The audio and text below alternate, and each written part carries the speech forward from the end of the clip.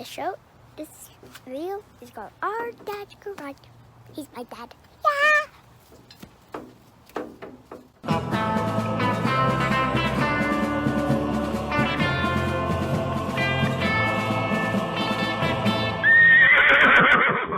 Hey guys, it's JD. I'm actually in the bathroom of my own RV this morning, and we're talking about vent fans.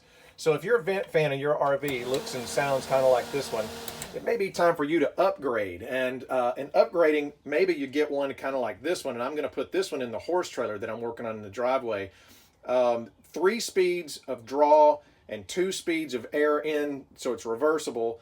Awesome fan. Some of these have lights built into them. We're going to talk a little bit about that too.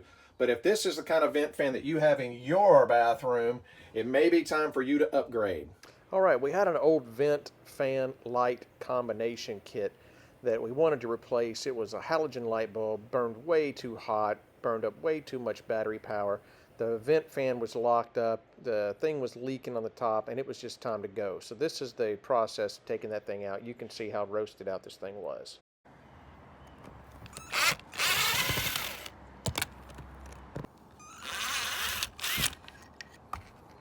Once you get all the screws out from around the old fixture, what you're going to want to do is get underneath here. It's probably going to have some silicone that's got it based down, but I like this little pry bar, and just give it a slow push, and it's going to break that silicone.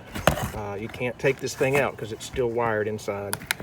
I haven't unwired it because I want to make sure I know which wires. There are 3 switches on this one. One goes to the fan motor, one goes to the motor that does this little electric lift, and I'm going to delete this because that's just more trouble than it's worth.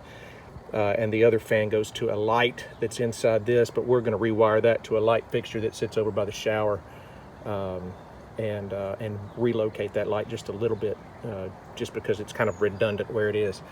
But once you get underneath here, you know, and you lift it up, there you go. That's all you got to do. Now you just clean up that edge, that putty there, and put your new one in, and I'll show you that. Okay, and so for the wiring, by process of elimination, you can almost always guess on an RV that white is going to be the ground, and then you're going to have 3 different power wires, blue, yellow, and red. Okay, and there I've disconnected the red wire, and the motor for the cover lift mechanism doesn't work. So that's power. Red is power to the lift, the cover. All right, disconnected yellow and the light doesn't work. Disconnected the red and blue, and neither of the up or down motors on the cover work. So these will be deleted. And then we're going to do white is going to be our common ground, and then brown. Okay, so through process of elimination, we've got light power, we've got fan power, we've got motor lift up, motor lift down power, and we've got common ground. So we'll delete these 2, and we'll use the fan light switch here for what we're about to run, and then I'll split this one back. I think I'm going to take it right back there and put the light switch so it will illuminate the shower better than what we have now. Okay, so what I did was I just simply drilled a hole here, and then I tied 2 wires together and fished them up through here and passed them through this little gap in the paneling up here to where we can wire that switch then to the light and relocate the light back over to here. So I just ran a little jumper, cut these pieces off of the old fixture, just recycle that. Don't need to use anything new. All I need to do is identify ground and hot, and that's all for that. So we'll work. Okay, and there's the mounted light on the switch. So it comes on with the vanity light, but it can also be turned on or off separately. And you can even select it for just the shower light if you want that. So you've got a light in the shower, or double or off, either way. Okay, I'll go back up on the roof now, and I'll clean up all around that opening and show you how to mount the fan. Okay, back on the roof. A lot of times what I like to do is keep up with all the screws that come out. A lot of times on an RV, what you're putting back is exactly the same thing as what you're taking off. And if you keep up with these little screws and bolts and pieces, what you'll find sometimes is you'll get into this project and you've thrown all this stuff away as you're going, and then you discover that there's no hardware, or you're missing a piece of hardware in the kit that you bought. So I like to keep those in little separate piles. You can throw it away later, but just kind of keep up with all that stuff. And so I'm gonna take a broom here and sweep up, or just sweep away the area and get it pretty clean. See another little nut there I need to pick up. It doesn't have to be super clean yet. We got to get all that putty off too. Come back in here and take my putty knife. And a lot of times you'll find that they did use some putties like this that never really seal up well. What we're going to use is a silicone caulk, and I hate it for the next guy that comes along that has to replace this, if ever he has to replace this, because what we're going to use is some pretty wicked stuff, and it sets up very good as an adhesive. It's an incredibly good, it's for windows and doors for your maintenance of your home, but it's a silicone product. What I'm going to use is this Dynaflex Ultra by DAP. Very good product, and I use it in silver on something like this just because in case it oozes out, or we get any kind of ooze out on it, it will kind of match the top of the roof. That may be overkill. Whatever color you can get, just get it. But once you get this cleaned up with your little putty knife, you're ready to put your fan in. Once you get it and dry fit it, and then come back, make sure your fan fits right, then come back, take your fan back out, put your silicone bead down, and mount it. Okay, and there's the fan new housing that's sitting inside the hole. Make sure you always remember that the hinge needs to go toward the front of the camper. In case you were to ever leave that open and you go down the road, you would want to make sure that it's not going to catch air. That's why it's turned that way. Of course, we're going to have the cover over it, so it probably won't matter, but that's just the right way to do it. Okay, now I've come back inside and I'm looking up just to see if there's any clearance issues, because what I want to make sure is that when I get finished with this, that I've got plenty of room in this gap right here to tuck these wires up in, and it looks like I'm going to have plenty. And then the beauty ring fits inside this little gap right here. It just slides up in there and then it mounts on. So all you need to make sure here is that you've got enough room to poke your wires and tuck those in, and that looks like we've got plenty of room there. To do that, it wouldn't be a bad idea now to go ahead and test the wiring and make sure we have, we know we do, but go ahead and test the wiring, make sure we've got power and that everything works right on the switch. Okay, and so now I've just got it wired.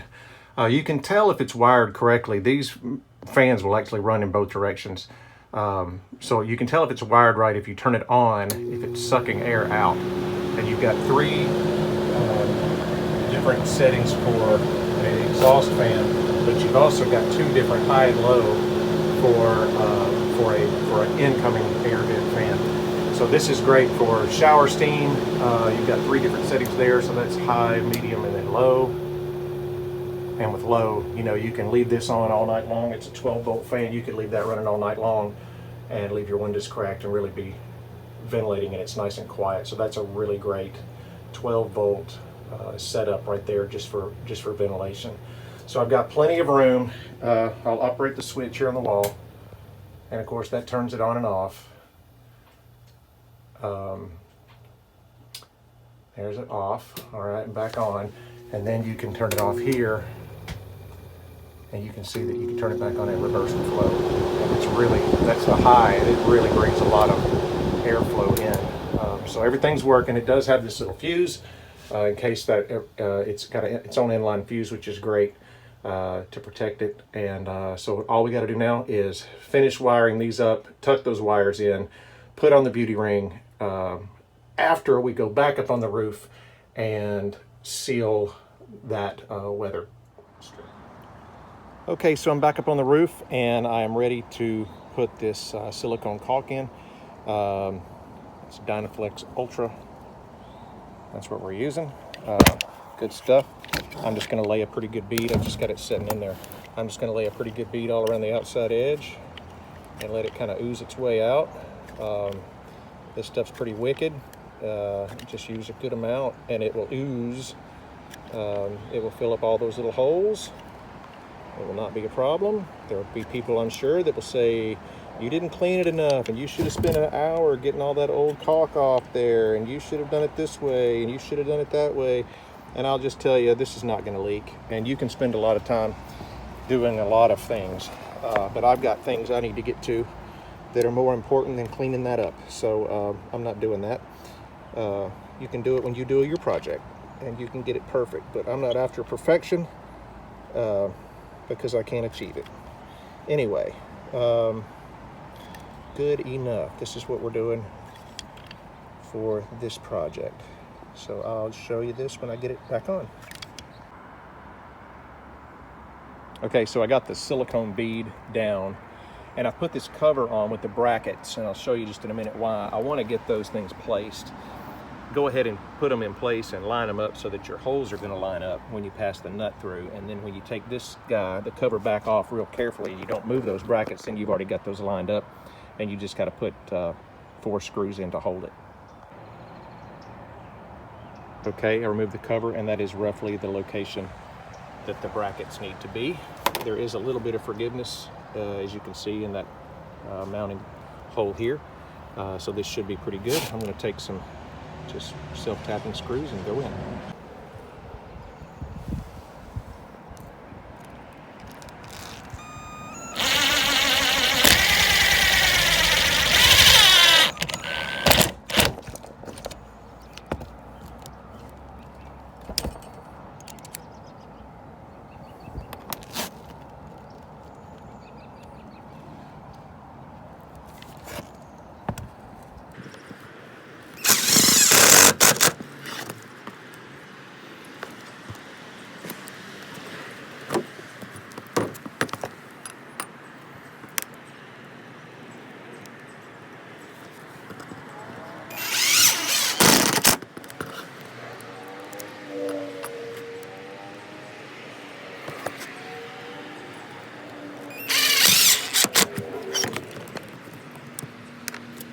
Now make sure that the cover fits back. Again, it lines up our holes. And you see those two line up. And these two will line up with a little bit of adjustment. They'll be just fine.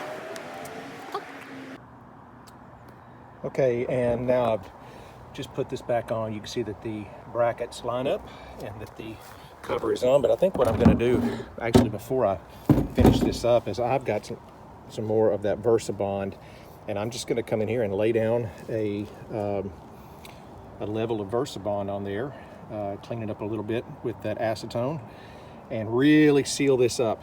And for the next guy who ever has to replace this, then he's really going to hate my guts. All right, cleaned it up with acetone. Now we'll put down the VersaBond. All right, so I cut 2 strips. I left the backing on it. I tucked it in underneath these tabs, and now I'll just peel that backing piece off.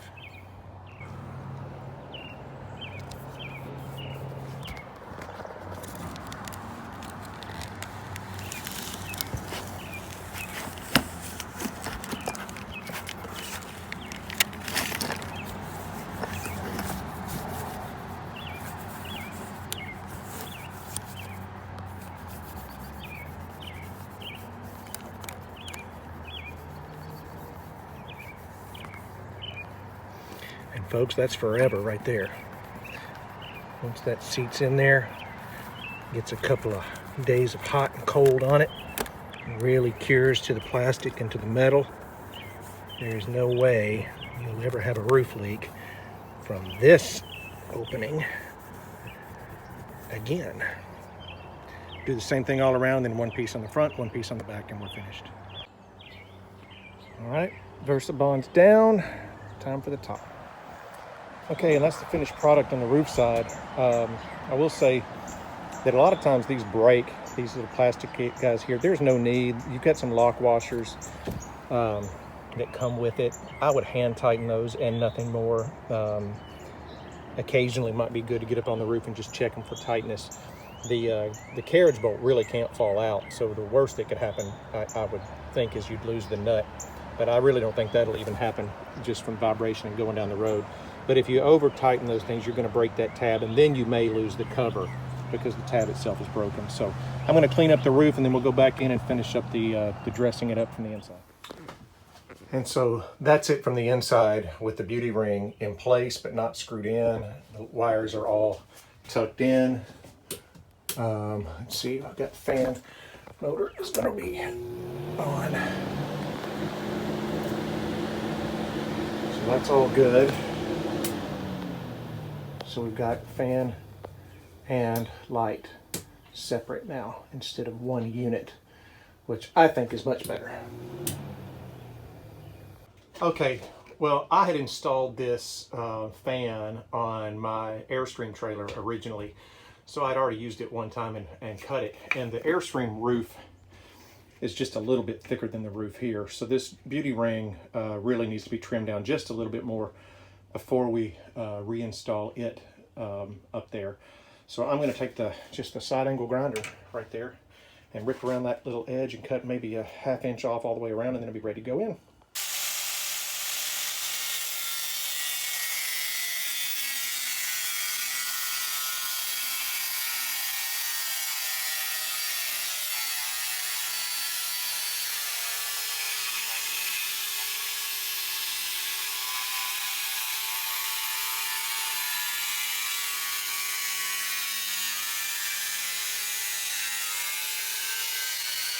That's your final fan. Got the covers to go back on the light. Everything works good. I love it.